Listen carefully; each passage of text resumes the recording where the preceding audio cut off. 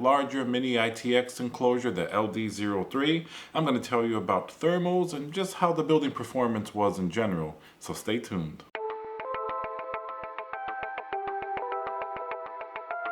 Hey guys, Tiago with Classical Technology here. Thank you for joining me for another video. I want to thank all of my recent subscribers. Please like the video, leave a comment, and if you enjoy my content, please consider subscribing as well. Alright, so today we're going to talk about some mini-itx or SFF small form factor computers. Recently I did a build in two different Silverstone cases and I want to talk about different cooling solutions as well as my build experience. First, let's tackle the little bit bigger LD03. Now this enclosure is going to be glass all the way around, and I also did a video on this which I'll link below. I was surprised at how good this case performed thermally because, as we all know, heat rises and it's designed in such a way that the bottom fan is going to bring air, go through the chassis all the way through the top, and everything's going to exit. Now of course, if you have a GPU that's going to be right up against the glass and it's not a blower style GPU, maybe it's one with like a double or triple fan setup, you're going to have a little bit warmer temperatures, but that's sort of to be expected to get that aesthetic with the glass. I didn't find the temperature difference to be massive, maybe between 2 to 4 degrees in some cases depending on the GPU, which is not too bad because a lot of these GPUs are already very cool. They're running sort of in the 60 to low 70 C range.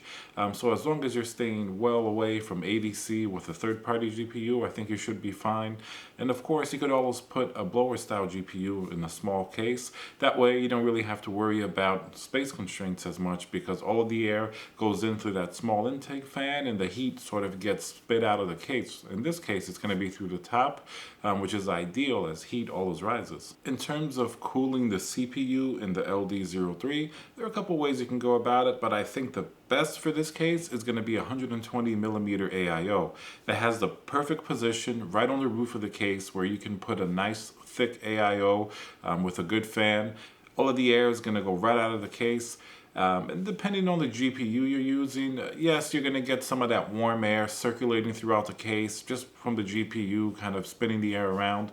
But in a recent build I did of the LD03, I actually changed the GPU to a AMD 5700 XT reference model, which has that reference cooler. As we know, generally reference coolers aren't the best for noise and thermals, but in this case, in a small case, sometimes they're the best option because they're not really going to be throwing any hot air around the case. They're going to be spewing everything out of the top. So that way your CPU is going to stay nice and cool because there's no warm air that's circulating up. So in this case, I used the PF 120 millimeter AIO from Silverstone, as well as their 120 millimeter ARGB fan. Now, for those that aren't familiar, ARGB stands for addressable RGB. These are generally going to be the 3-pin RGB connectors as opposed to the 4-pin. And basically it boils down to, it's a little bit newer technology in terms of RGB, and it just has more colors. It's a little bit richer. A lot of products coming out now, including motherboards and different support systems, are going to have this ARGB. Some people call it DRGB, which is a digital RGB. It just kind of makes it different than the traditional 4-pin RGB. But anyway, let's get back to the cooling. I had a 9600K Intel CPU in here.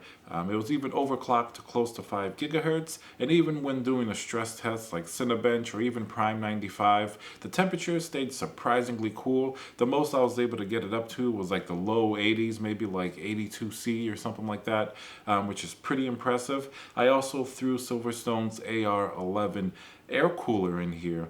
And that one also performed really well. Of course, the air cooler has a smaller fan and it's not exactly like the liquid cooler, so you're going to have a difference in performance. So in this L303 case, CPU cooling performance was excellent. The cool air goes straight from the bottom through the CPU cooler through the top, so you do get a fantastic amount of airflow for such a small case. It acts like a little tunnel. Hope you guys enjoyed the video. Please remember to subscribe, smash that notification button, smash that like button, leave a comment. I want to know if you guys have built in a mini-itx case and what you guys thought of this case as well. So let me know down in the comments, and I'll see you guys on the next video.